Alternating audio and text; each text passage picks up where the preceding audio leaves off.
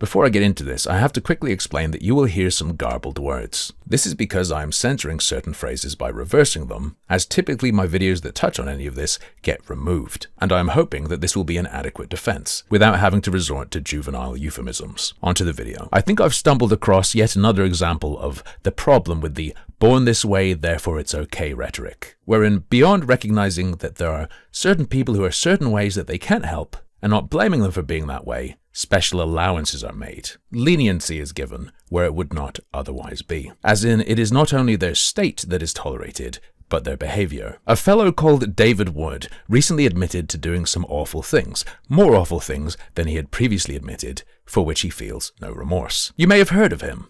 He is a Christian influencer with a few 100,000 subscribers on YouTube. His gimmick is that he's some flavor of socio or psychopath or whatever who did horrible things, went to prison, and found redemption through God. I think he's one of the most unique examples of this social media strategy, because normally the list of things a person like this did doesn't get longer. Doesn't carry a promise to continue to get longer. I don't know if you guys notice, but every several years, I give you some new stuff to attack me with until it kind of doesn't work anymore, and then I'll give you something else.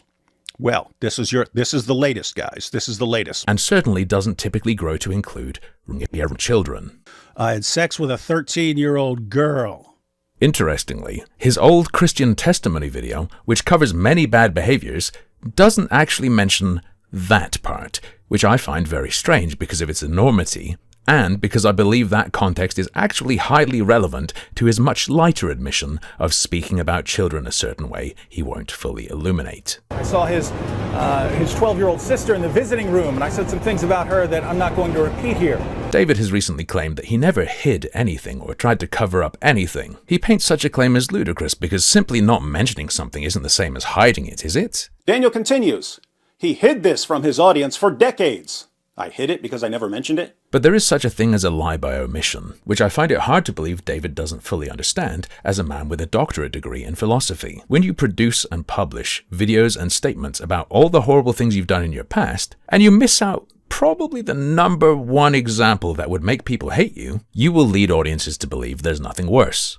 How could there be? Look how open he is. It would be nice to believe that God has cured David's apparent attraction to children, David being a man who has openly accepted the relevant label in an attempt to own the Muslims. Yeah, I mentioned that, and of course the Muslims are running with it. You see, David is a pedophile. Oh, okay. Here I was thinking it was the Muslim stereotype that they blow themselves up to hurt other people. But anyway, like I said, I hope he's being cured through divine intervention. But unfortunately, and this is why I'm making this video even though the topic typically gets me a strike, I think something much, much darker is happening here. It's my suspicion that David is getting off on this and has not actually changed at all, except for having developed more cunning and lucrative methods of manipulation, becoming a psychopathic parasite on the Christian faith. See, there is a particular kind of sick who doesn't just enjoy doing bad things, doesn't just want to get away with it, but needs to get away with it and rub it in your face.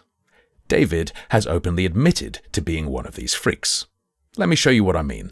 Here's David talking about his past atheist, unsaved self and how sick he was. The other place I was working was a department store.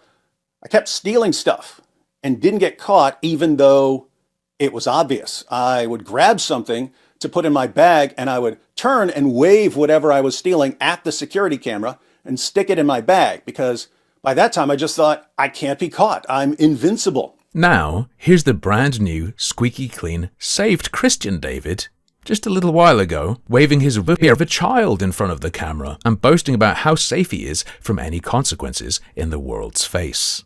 David, how old were you, bro, in both instances? You mean the two girls? 18. I was 18. So yeah. No, what are you going to do? What are you going to do, lock me up? What are you going to do about it? He's invincible. I'm told that he's repentant and people admire his openness, but I see a man enjoying himself just how he says he used to, actively deriving pleasure from his lush, even decades later, using it to own the haters online, painting them as dumb and impotent because he apparently feels, as he did in the past, untouchable and above everyone else, performatively and comedically taunting even the police. But cops, if you're watching, Want to prove me wrong? Come at me, bros. Haha, he did the old meme. Isn't he adorable? David has explained multiple times that the source of his past violence was a sense of superiority that led him to believe breaking rules freed him from society's brainwashing and put him further above others. How is he behaving right now? He's been described as reformed, but I just see a man using his successful hiding of his fear of kids as a tool to feel superior in online slap fights.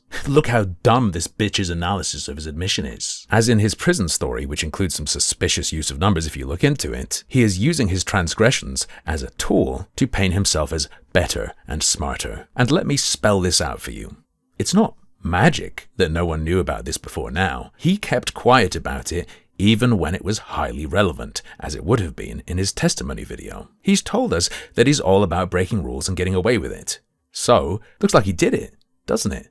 He won. Thanks to how he is, he was able to get away with something, show it off, and face no consequences. He just had to be very patient. And so I concluded that maybe I had reached a higher stage of humanity where I wasn't held back by emotions the way other people were. What are we seeing right now? There is an unbroken, unsevered thread right from then up to now. This is a continuation of his past behavior. He beat society. He really is the superior evolved human he believed himself to be, right? He's figured out how he could break the most important rules and get away with it. And not just that, be applauded for it. The most powerful live stream David Wood ever made. This will resonate for many years to come.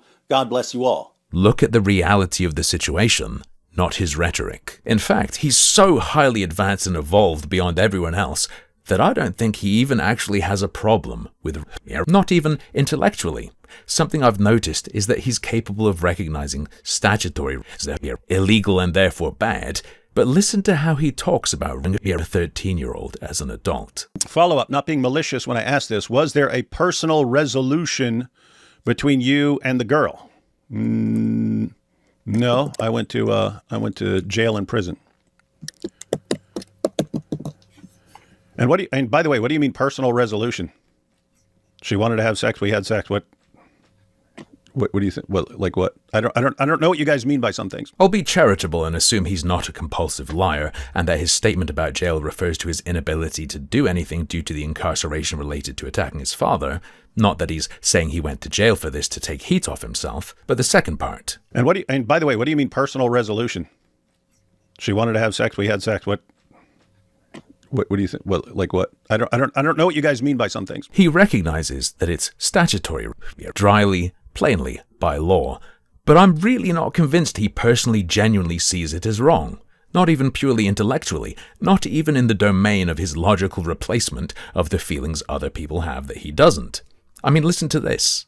And they're calling it grape. You graped her. I agree. That would be what's called statutory, meaning that a minor is not considered capable of consenting, right? I mean, she can consent, but legally that doesn't count as consent because she's a minor. So that would be the sense in which it is grape. It doesn't just not count legally, technically, David. It isn't consent. This isn't, technically, he could legally be classed as a savior. Isn't it cute how he's using this to own Muhammad? What an epic troll, Reddit atheism style. Gigabrain word games. This isn't a funny, cute internet logic war. This isn't hypothetical or theoretical. No, David, you have claimed, seriously, to be a child savior. You have claimed, having done that, to have made presumably deranged statements about even younger children. I saw his 12-year-old sister in the visiting room, and I said some things about her that I'm not going to repeat here. You have stated that you are a psychopath who feels no remorse for children. I've never felt bad for anything I've ever done. I don't even know what you guys are talking about. When this word remorse, whatever it is, I've never felt it in my life at all. Before becoming a Christian, after becoming a Christian, never felt it. I do not feel bad for anything I've ever done. All of these statements are cold, hard facts. I don't care that it's because you were born that way, and that part isn't your fault. You are the kind of creature that needs to be viewed through the lens of risk assessment, not as a heartwarming story of atonement and redemption. Now, let's be fair. After making a little joke about your child and how irresistibly sexy the 13-year-old girl was, you did claim to know it's wrong. Now, she flung herself at me, so I guess I can defend it. No, I don't defend it. Shouldn't have done it. It doesn't matter if a 13-year-old girl flings herself at you. It doesn't matter if she has big boobs and wide hips and so on. You don't do that sort of thing. He's also stated that thanks to religion, he knows things are wrong. Keep in mind, I can recognize I've done something wrong and say, okay, that was wrong. Why? Because God sets the rules and I've gone against that. Okay, therefore I need to stop. So I can change. I can turn away from things I've done and set off on a new path. But David, do you really know and believe it's wrong?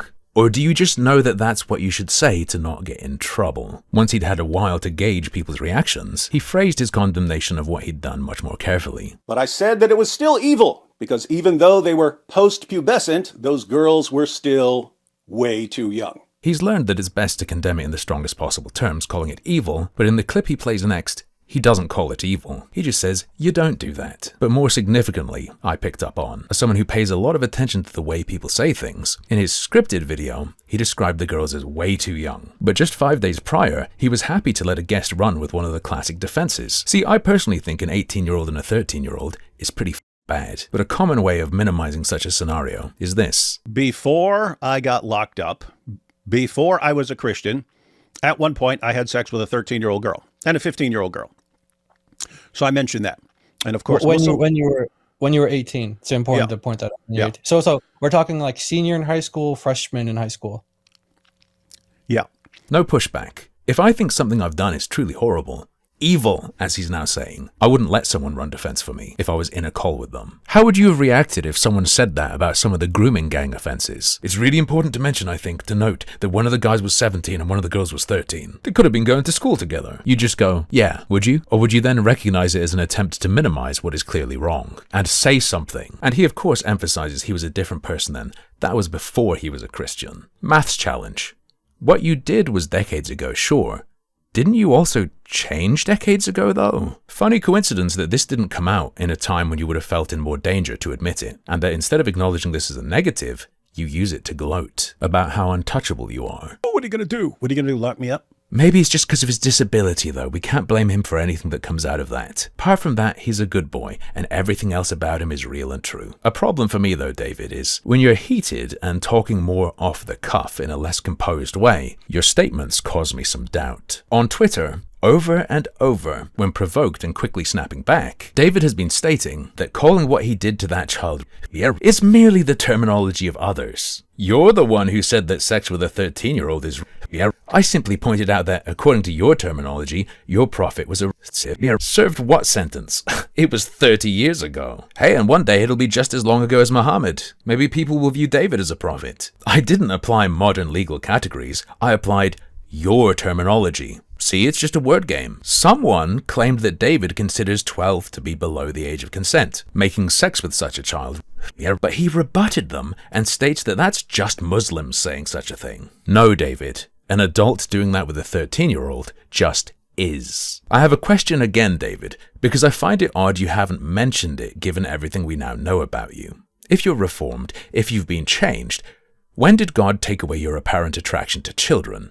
Or is it purely that you don't act on it now, you're a verped? For most people, what happens naturally is you go from being attracted to your peers going through your teens, and as you reach maturity, both your feelings and your understanding changes. Rationally, you understand there's more to it, but in a nutshell, you are now in the position of being the protector rather than the person who is purely under protection. You have a broad duty to younger generations. Emotionally, doing anything with them just becomes gross, without there being any thought behind that. Now, even if it can be argued that David now understands rationally why it's wrong, which I'm personally not convinced of for the reasons laid out previously, a recent statement made by his co-host regarding his past actions has caused me some great concern. He does have certain things that drive him to do messed up things, for example, just for his own pleasure and all that, but he suppresses it He's in control of it because he has learned morality that he abides by. I've seen exactly this before a few times, though not in a faith context. I would direct you to videos with examples, but YouTube has removed all of them. Some of you will be aware of what I'm talking about, and so I hope that you understand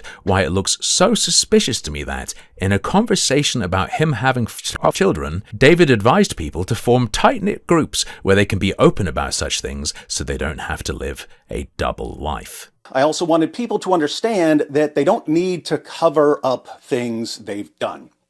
You don't need to blab everything to the entire world like I do, but it's really, really good for you to have a friend or a small group of people that you trust enough to be totally honest with them. If you don't have something like that, you run the risk of living a double life. And living a double life will crush you spiritually. Very important that you highly trust them, right? Trust them to do or not to do what? How many people do you reckon were aware of what David did? And potentially more. And for how long? Even if it has not already occurred with his peers, this is a recipe for forming a very specific sort of community. Having done all this, David has now cast out a very particular net to fish a very particular kind of man to surround himself with and help network together. But there who needs help, right? That's what you're supposed to do. Feel free to disregard my perspective. I am not a Christian, but I don't think it's supposed to go down like this. I want to thank you, David. When you exposed your own sins and said what you said about them, that strongly convicted me to do the same. Just now, I confessed to someone close to me about sexual sins I had been hiding for months, and I had no intention of confessing prior to watching this. I didn't even entertain the thought. But now I have a huge weight off my shoulders, and my sin no longer hides in the darkness where, like mold, it can grow and fester. Beautiful. I'm so glad you made a man who did something f***ed up sexually a few months ago feel so much better and safe. Who knows what this guy is talking about, but he was inspired by the stream where you talked about doing something with a kid. So I'm not sure it's a great idea to spotlight it and hold it up as an example of the good you're doing in the world. Doesn't pass the smell test to me. If you watch his admission livestream, David sublimates his sharing of this blueprint for degenerates into holy wisdom you can learn from him. Everything he says about himself is woven into religion in such a way that being against him is being against Christianity. He's basically Paul. It's real bad. And if you can't see it, I think you're basically cooked. Even just by format, you should be smelling shit. His tell-all admission video is heavily padded with, look at my enemies. Look how bad my enemies are. Look how much I'm owning my enemies. By the way, I've just a couple kids. Look how bad my enemies are. Look how this owns them. Ding, ding, ding. Alarm bells, brother. There's an entire section of his video where he just highlights people sucking him off and giving him money for it. Thanks, I've gained so much more respect for you, David. This is David trying to leverage the phenomenon of social proof to get you on his side. He shows you that the bad people don't like him, and the good people like him more. Who do you want to be like? In my eyes, just from his recent statements, the David of today is an intensely disgusting freak. He hasn't been transformed by Christianity. You just feel like you have to pretend he has been because he uses it as a shield.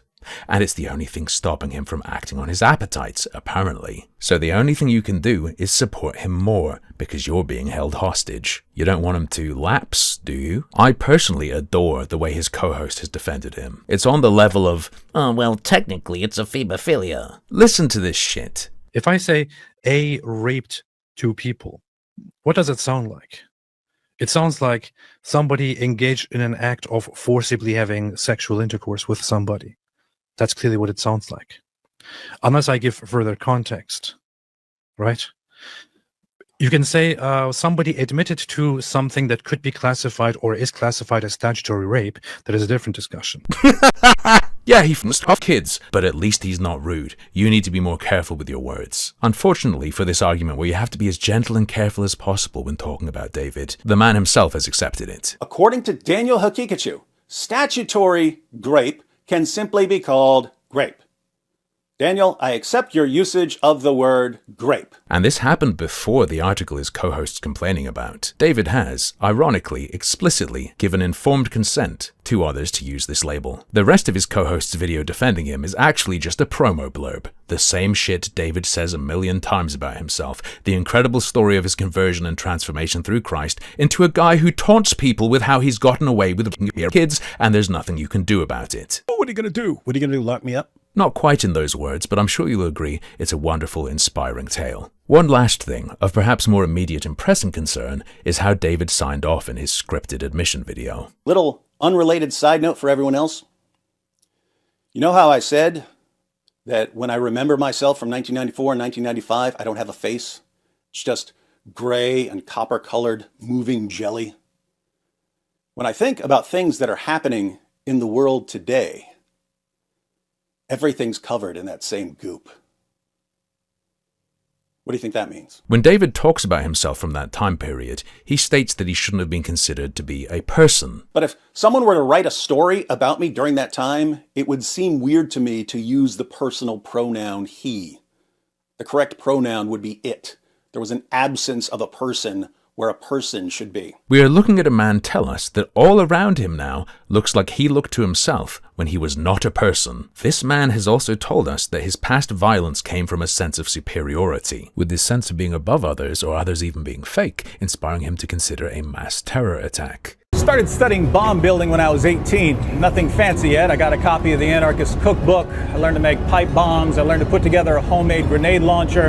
I bought a book on disguises so I wouldn't be recognized.